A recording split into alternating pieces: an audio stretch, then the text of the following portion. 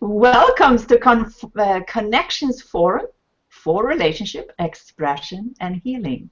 This is episode number 60.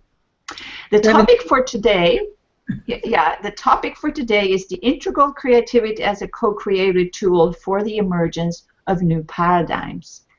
And we are expecting our special guest, Paula Soares. But Heidi, did you want to tell what's happening there?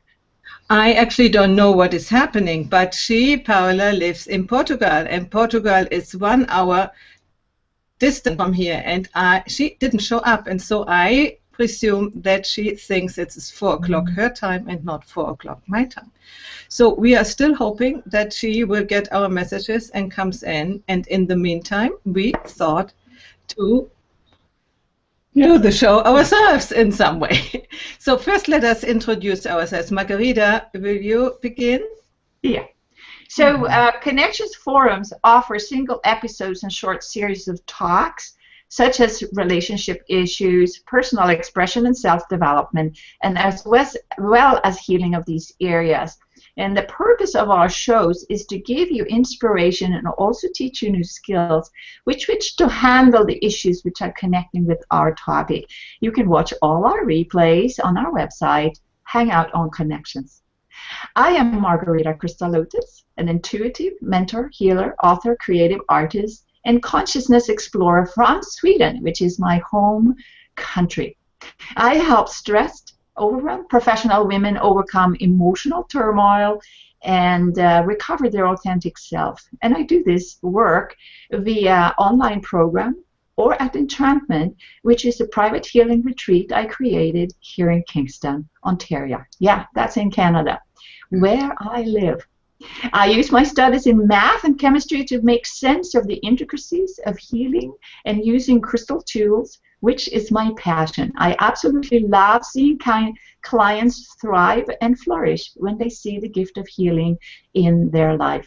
And my website is thecrystallotus.com. Now over to you, Heidi. Yeah, I'm Heidi Hornlein, or Adelheid Hörnlein, and I'm living here in Italy with my husband Mark, who I invited to be here with us for today. We have a retreat too, and we are doing relationship retreats and growing up, waking up, showing up, cleaning up methods and tools which we teach to our clients. I'm a transformational coach and relationship counselor and a voice coach, voice teacher, classical singer. I was, at least. I don't know if I have much voice left. Anyway, that was another life. And now I'm a Hangout host here together with Margherita, or on Wednesdays together with Mark, the Wisdom Factory, as you see here also on the higher and lower third. And please join us and subscribe for our newsletter, thewisdomfactory.de, and you get a special gift, a wonderful iBook. And as today the topic is a little bit about integral, I asked Mark to join us as we didn't see Paula.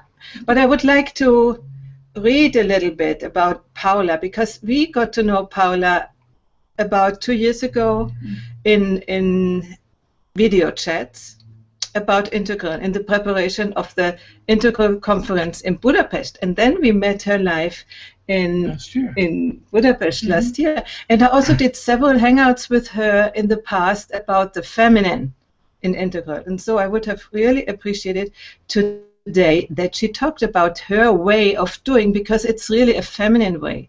She is a professor at university, but she is trying to introduce a different way, not the masculine study way. This is part of it too, but introduce feminine means of teaching, of education, of learning. So I think we will postpone the episode and do it another time. But in the meantime, I read to you, or do you want to read that, Mark? Well, I got to do something here. What her what her statement is. This is what you... Yes. Okay. What she is writing. Writing about creativity. This is from Paula Soares. Humanity and the planet Earth are going through major changes. Time has come to co-create new structures that serve both the evolution of consciousness of humanity and the respect and protection of humanity's habitat, the planet Earth. Integral creativity can be seen as a co-creative tool for the emergence of new paradigms, as it has as its GPS the aqua matrix that unfolds the possibilities of change. We will talk about that later and explain what that means. Yeah, means. there's some things we need to define, expand on here. Mm-hmm. Well, anyway, possibilities of change into multiple perspectives, multiple dimensions, multiple layers. Humanity's knowledge of the aqua matrix widens possibilities of connectiveness and evolution. And there are many ways to enact integral life practices. Integral creativity is a manifestation of one of those paths.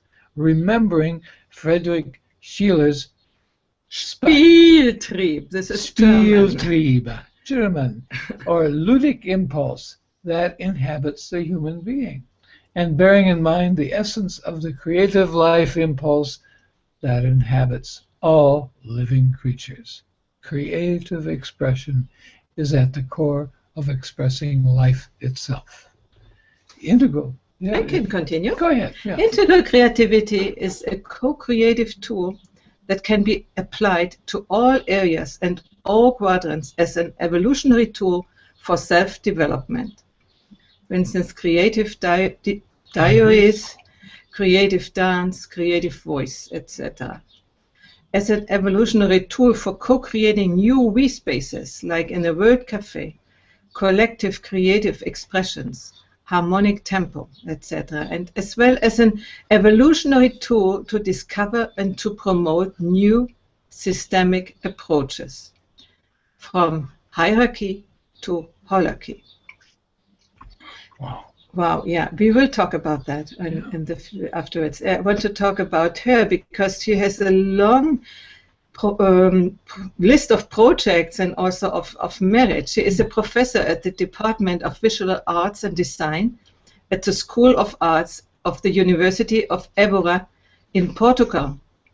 And she's a researcher at TIAC, Center for Research in Arts and Communication at the University of Algarve in Portugal. She holds a transdisciplinary PhD on creative processes and levels of consciousness. Okay. Do you want to continue? Well, was that enough? She is a member of the knowledge community, co-creator of the Academia of Sophia project. Yes. This is a long list of what she is doing, what she has already accomplished, and what she is still about to do. Yeah. So I'm looking forward to really have her online next time, and we need to make sure that the time zones don't interfere. Okay. Can I ask a question here, Heidi and Mark? Would you just first briefly describe what is integral theory? Well, it's just a theory of everything. It's a theory that includes everything. Every belief system, every period of history, every phase of human development, whether our inside self, our we self, our microscopic look at the world scientifically self, or all of this huge infrastructure that supports all this modern life around us. It's an integrated, integrative, integral view of all of these things. Of all what is. Of all everything that is. I mean, Ken Wilber, who is the great proponent of this theory, labels his introduction book a theory of everything. That's all, you know. And in some respects, it really, really is. There are other theories too. It's a matter of which one is the most inclusive. And as far as I can tell, the Ken Wilber's integral theory is the most inclusive. It includes all the contradictions. It explains the contradictions. It explains the violence. It explains the lack of understanding, the endless struggle that mankind, and actually all of animal life, all of plant life, the very universe itself has gone through in evolving through periods of confusion into new organizations, from molecular life right up to, the planets and the solar system and the Earth, and then the microscopic life and the more complicated life, each giving rise to eventually greater, more complex, inclusive kinds of life, until finally at the very tippy top. That's you. Oh, sure. All of that work. What, 14 billion years, and what do you get? Me, So that's integral theory. Yeah. So when you were introducing the topic here, you mentioned something called the we space. Yeah. Can you describe what that is? We all have our individual lives, the lives within our heads, our own thoughts, feelings, histories, difficulties, conflicts, things we love, things we don't like at all. And if we were, living by ourselves in this world, we could, who knows what we might come up with. But we don't live by ourselves. We live with other people in a society, and we have to live somehow with them. Even if we don't like them, we still have to be with them. A child is born into a family, it does not get to choose its family as far as I know, but somehow has to fit in. And the family is a unit, a we space. It's not just me. It's me and my brothers and my sisters, my mother, my father, my grandfather, my cousins, and blah, blah, blah. And we somehow get along and usually don't kill each other. Once in a while we do, but usually we do not. Mm-hmm. And that is because we have some kind of commonality of what life is about and how we should live, that rules and controls, what kind of behaviors we come to learn are okay. So. Yeah, and I would like to add that we spaces can be of very different kinds. Yes. What we are talking lately about we spaces, which are for mutual awakening, as we had Patricia Albert talking about in the Wisdom Factory about last week, I guess. Yeah. This is a special kind and a very wonderful we space.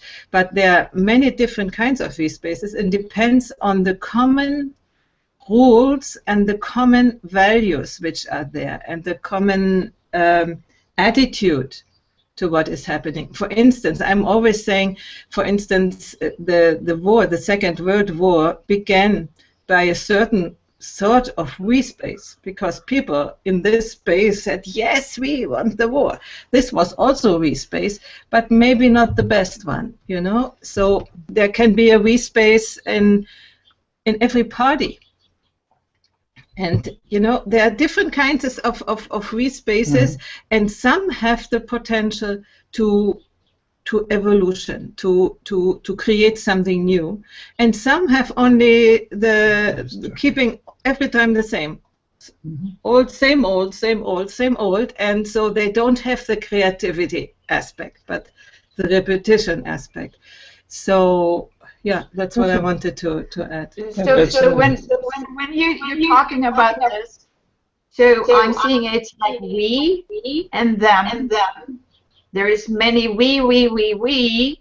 Instead of me. We have several different groups of we categories. And as I understand from actually hearing you talking about the integral theory, there is like some very levels of development for each person or each group, let's say. And that's interesting to me, because I'm using the chakra system with the the basic necessity, and then the heart space, and then the levels of consciousness. So I also understand that there is methods or technologies, as you call them, to actually develop ourselves further. So can you talk about that, the tools for each of these groups? Well, I think this is the sort of thing that Paola is really, well versed in, So we may learn more about this next week. But I would say that some of the sort of things that help create this we space are simply at a certain point in our development, we really do get tired of conflict. We can see that maybe there's some life that's possible without ego running the show. Not that ego disappears, but it just becomes a characteristic of who we are. It's not the selfish, driven aspect of ourselves. Me. Me. Yes. Okay. But we go through an awful lot of me's before we get to a we. And so there are different kinds of we spaces depending on what level we're at.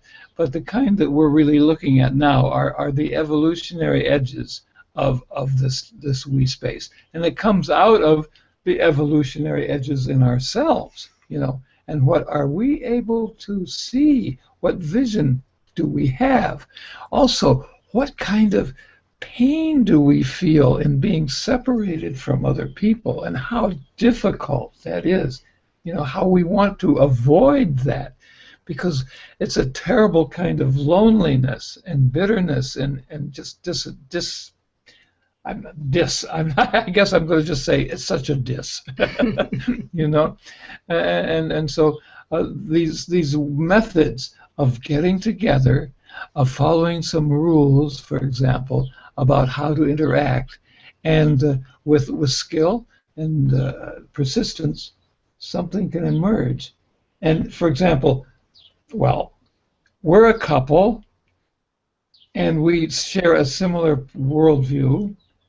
We've studied, we've gone through various aspects of self-development, and this is the fruit of it, We can sit on the couch in the evening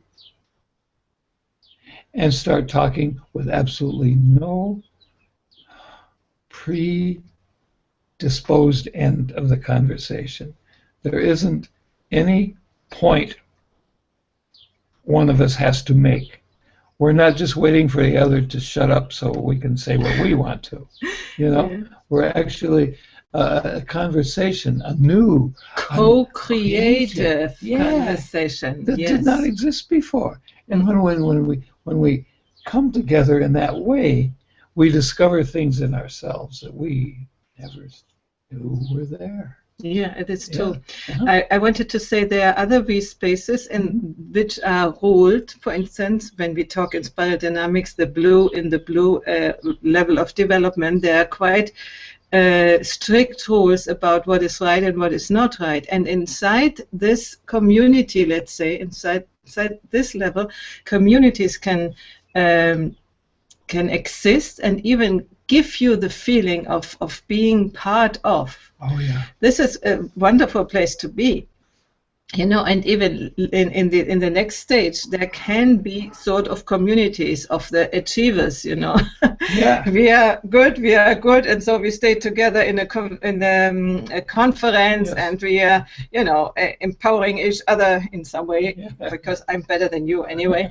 But there is a sort of an understanding of we. But we are always talking about the next levels where the we is a place of mutual understanding and mutual empowerment and mutual creativity, I would say. Yeah, I would like to get back to this creativity aspect, because this is really the magic part of the we space. That when we are in this egoless space, not where we disappear, we're still our personalities and so forth. But we're not being driven in the same way that we once were. And so we can allow the other's vision to enter into us, and we can intermix, and something new comes out of that. And this is the good thing what you said. We can allow to listen to the others. And even if we have a different idea, we don't have to say it immediately, but first listen. First listen and see what the other has to say and from what angle she is coming. And then we have the possibility, to really, with open mind, to accept that and see what has it to do with my position. And maybe my position can change because I get better arguments or whatever it is. I get better insights, greater insights, And this is what I would call a creative conversation, in which I like immensely. It's absolute magic when it happens. Yeah. New insights. This is a very interesting aspect, because if something's going to survive, it has to be cultivated and be inclusive and inviting other we spaces or other groups that are simply on similar level or on lower level, so that they also can attain what the higher level is, right? And with these gradations, how does other people perceive it, like the people who are higher up in the hierarchy, and what does the lower people in the lower hierarchy, how do they feel with each other? Can you talk about that? Well, I think we mentioned that there are we spaces for each level, and they vary a great deal. But there's always been points in history, no matter what the level of development, where people have felt connected with one another. The big difference is that at the lower levels, it's a very small circle that they feel connected to. Just the family, just the clan, the tribe, the neighborhood. I was thinking about the football. Oh yeah, yeah. Then go up further.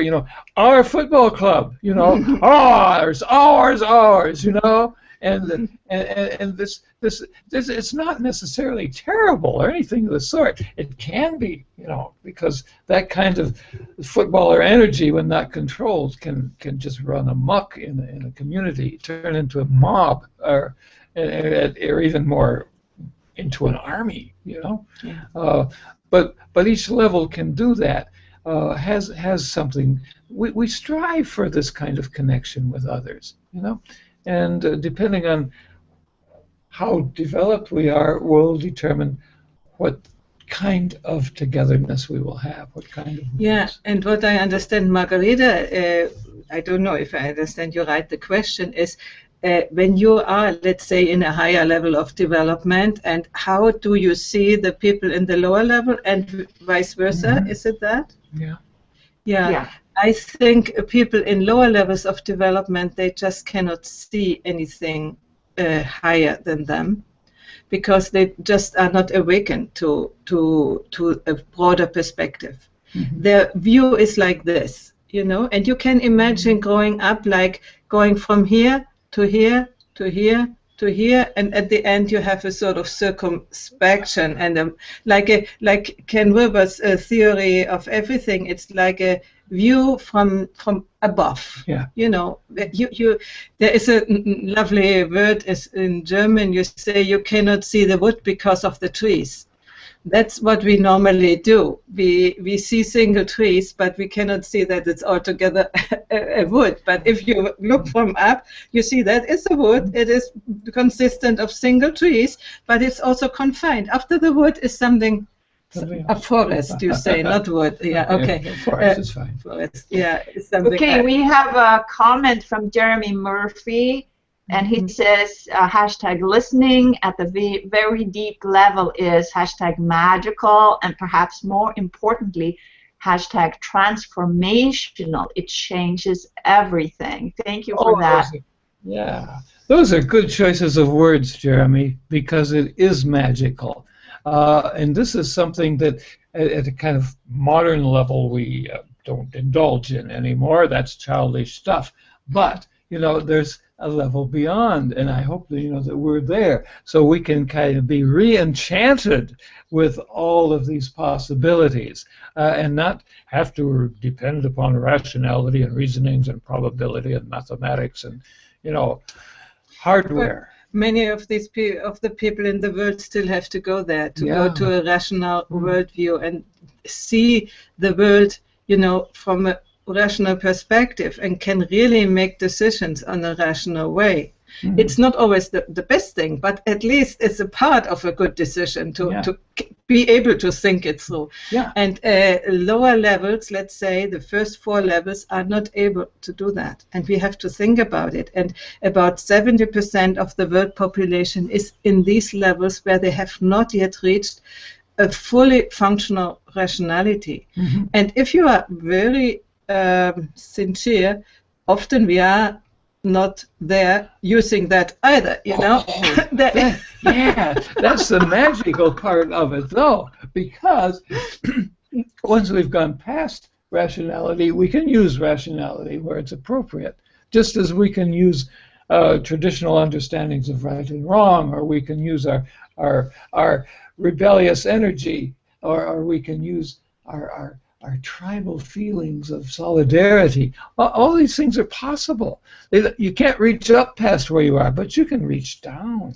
And this is the other answer to you, Margherita, because when you are in a higher level of development, you have gone through all the other levels, so you are familiar with them. Mm-hmm. And when you are seeing people stuck in the warrior, in the egocentric place, you know, oh, they are there. Okay, I cannot expect more than that from them. I have done often in my life the error. I was in the green. Oh, this is one of the errors. Multicultural development, and I thought everybody is like me, and I was friendly and gave away things, and sort of expecting that people would treat me in the same way, and I found out they don't. I mean, somebody will, but somebody who is not in the same level as me, they would not. And I found people here in my house, and they began to steal. And, instead of saying, thank you that you give me the chance to be here for no money, and, that I had to learn that. So theoretical, and you learn it by practice, you can understand that they are at a different level, and your expectation that they are like you are just not justified. You must reduce your expectations. Or the other people, for instance, who are in law and order and right and wrong, you were there too, and you were so sure that this is right and this is wrong. Now you are not so much anymore in a higher level of development. Like Socrates says, the only thing I know is that I don't know. This is coming. But in the traditional level of development, you know exactly what is right and is wrong. And when you find these fundamentalistic ideas floating around, and people so convinced, you can sort of sympathize with them. Not that you find it true and right what they say, but you just have sort of compassion. Oh, they are still there where they believe there is a truth and there is something wrong, and they make good traffic cops. They make good police, yeah. They do. So I have another question for you here, because to me you are the expert of integral theory, and I haven't studied it, but I've studied like Buddhism and spiritual traditions. It seems to me that the higher level of certain spiritual traditions coincide with integral theory. What can you say about that? In some ways they do. It's not a matter of where they agree, it's a matter of where they leave stuff out. Because the Eastern religions grew up in a different tradition. And they go through each of the stages too. I mean, if we went to Siam today, we could see the parties fighting each other in the streets, in Thailand, the terrible conflict, and they're all Buddhists, That's another story. But the thing is that the Eastern traditions have stressed this spiritual development.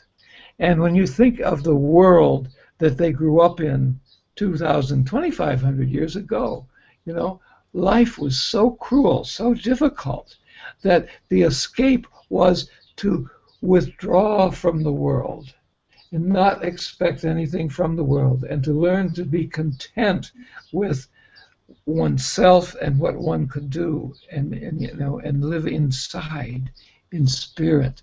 It was an escape in many ways, and this is something that religion can do, and it does it well. But they never got to the point of developing a psychology, really. You know, psychology, their way of psychology, but not the growing up part. Not the growing up part. You know, the waking up part, they're really good. That's right. Yeah, the waking up. Yeah, you bet. I'm enlightened. You know, too bad about you. but growing up, well, I still think like an 8-year-old, and there's nothing wrong with that, even though I'm 37. You know. But there are actually levels on the teachings that actually very, very similar to what you're talking about. And then what you're talking about here is the sutra teaching, and most of the Buddhists in the world belongs to that. But the high teachers, let's say, there are people who actually can, you know, they have compassion with the person who is not as realized as them, and then they try to help them up to that level. And so I personally experienced that.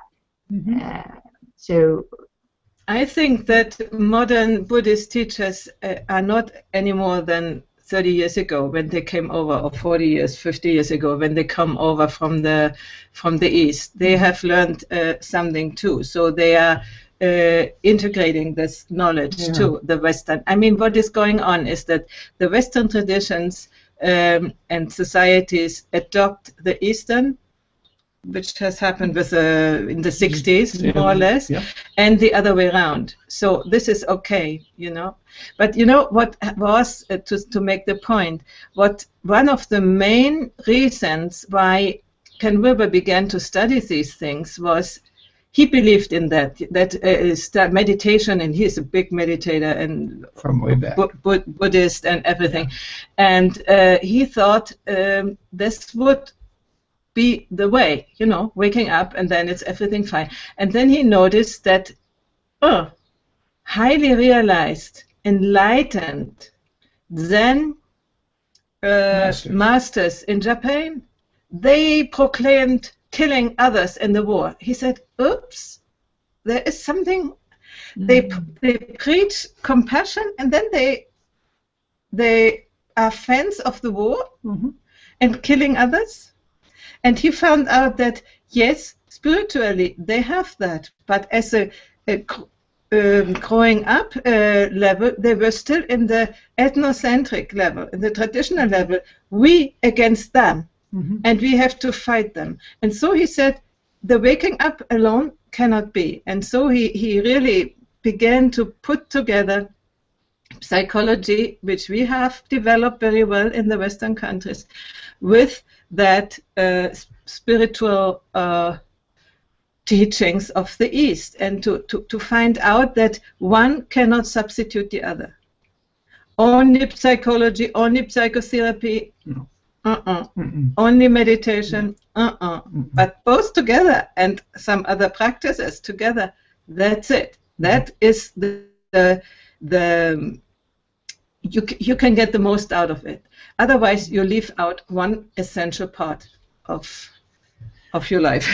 A strange business when some of these Eastern masters came to California in the 60s and 70s, and they started teaching groups, and people would come to them. You know, these were people, sophisticated, postmodern people who were very, very socially sensitive, who were well past the modern age themselves, and they came and they learned at the feet of these pre-modern masters, you know, who or just, you know, hit you on the head with a stick, you know.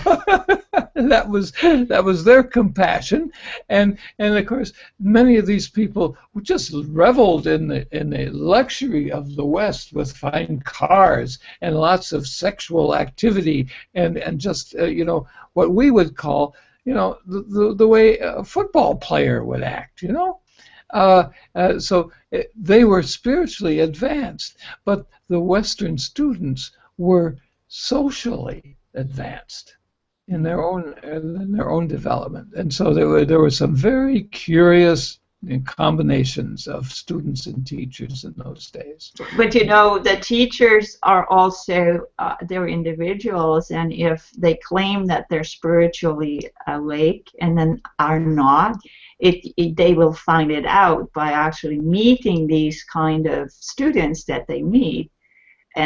But there are also a lot of teachers that actually have integrated this particular thing with teaching in the West, and are very, very good at it.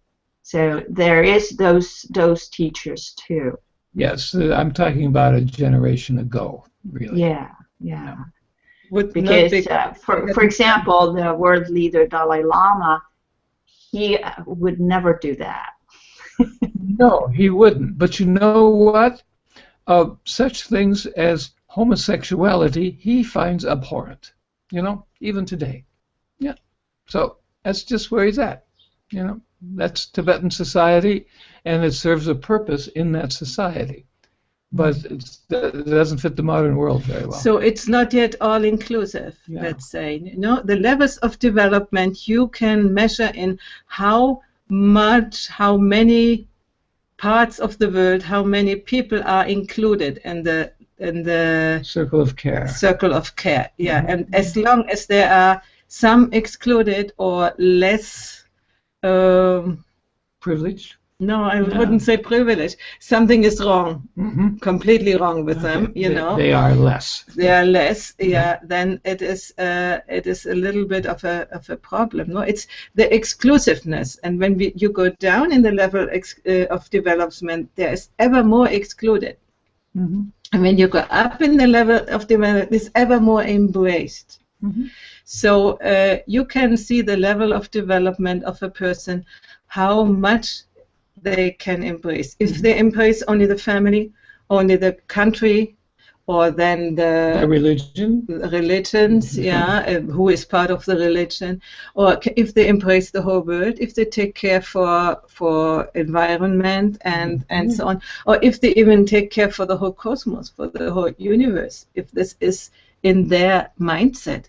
And I think you, Margherita, and us, we are sort of awakened to that. We want at least to bring out the message to people in the world, to maybe not to somebody on the moon, if there is somebody. All humanity, certainly. All humanity, and we can sort of include the vision that there is a bigger thing than only the Earth and this stellar system, solar system, which are here. We can imagine that there is a bigger reality, and take it for serious. So, sort of opening up to even more. And so I hear the answer here to my question about the similarity between integral theory and, let's say, spiritual tradition is, if a person can be, let's say, enlightened, they can go and do it, but they don't necessarily need to include everyone, because some of the teaching says that this teaching cannot be taught to all people. It could only be taught to a certain number of people who have quite a good realization. So that's perhaps where it differs between integral theory and the Buddhist higher teachings. What do you think about that? I think that integral theory includes spiritual teachings, but it's not the same. It is more than that. It's embracing more parts of life, and not only the spirituality. Spirituality is an essential part, You know, but it's not only. I want to respond here to Becky. Becky, okay. Okay, do you want to read that? Becky Coleman says, I notice that many G+ communities have embraced and adopted the integral methods. Now the fine friends here are spreading back into older platforms. Facebook is awakening too. Yay! Good for Facebook. Good for Facebook. But you know, Becky, I don't know. I haven't met so many people yet on Google Plus who are really interested in integral worldview. But we can find them and talk to them. We are trying to do that. I see many green people operating here, and one of my personal endeavors is to get more integral people here, because I think this is the platform where we can find each other better and we can get the message out, because as soon as we post our posts, for instance, for that I have created the community which is semi-public, half public, because what is posted there is searchable in Google. People can find it by chance when they punch in integral or something, what we are talking about, the topic. When we learn to put the right hashtags in, people can find that. While on Facebook it's a little bit more difficult to find the things. And even what we are here on the stream, on the comment stream, unfortunately it's not findable. But generally, on Google+, we have the possibility to not just speak with people who we already know, but to find strategically the people who, and they can find us, the people who are interested in the topics in a much different way. And I'm doing my best to learn all the strategies and to learn how it works. And I'm so happy that you are here and joined us in the community, and we ask you to join us tomorrow. Come tomorrow. Help us to spread the worldview. Yeah. Okay, Becky. Okay. Yeah. I don't want to say anything against Facebook apart from the fact that I just don't like it. Well, I'm a fan of Facebook, so I can say something to that in that regard. Is that Facebook is not really community-oriented. It is not. The way it's set up, where one conversation follows another down a thread, you know, it's boop, boop, boop, boop, boop. And I know many integral people on Facebook, and they get involved in these head conversations that go on for meter after meter after meter. And that is not a community. People are saying things, and sometimes they agree with one another, but mostly it's just a parade of integral personalities, a very male approach.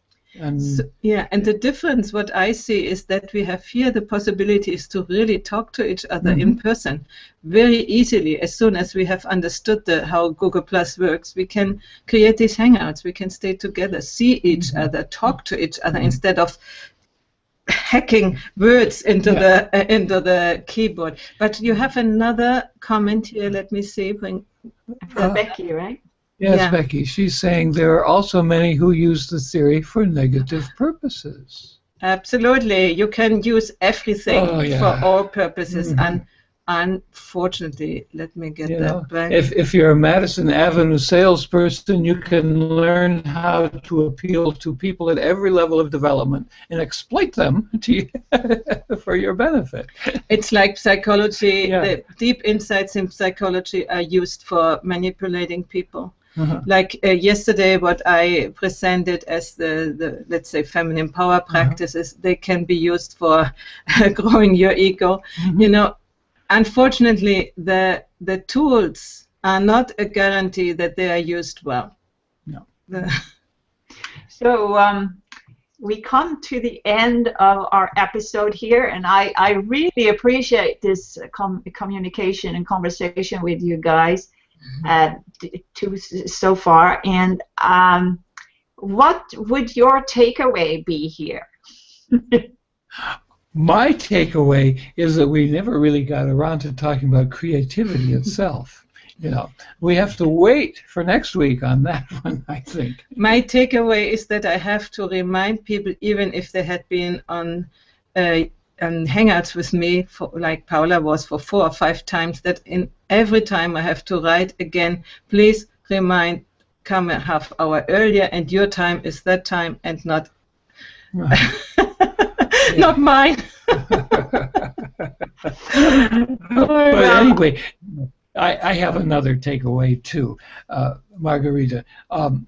I seldom get a chance in such an unstructured, relatively unstructured, off-the-cuff, spontaneous way to just go on and on and on like I have today. And once in a while, that's a real treat. A real treat. So Heidi and Mark, I want to thank you for your collaboration. And you know, if you have a mobile phone or an iPhone like I have, there is something called Time Buddy. Install it on your device, and then you get it all right. We So say that to Paula. yeah. So I want to thank everybody who came here to watch this episode, to show up. Next Thursday we have our hangouts at the same time every week mostly, and look out for the new episodes that comes every week. And this is a milestone today, episode 60. I think we should be 17, not 60. 70. Sorry. Another milestone. Another milestone, 70. Yeah, we had 69 last time and 70. Yeah. Okay. I'm still back in the 60s. So thank you, everyone, and let's see us next week. Okay, and we hope we can invite Paula to be there next week. Yes, that would be great. Okay. Mm-hmm. Bye-bye. Bye-bye.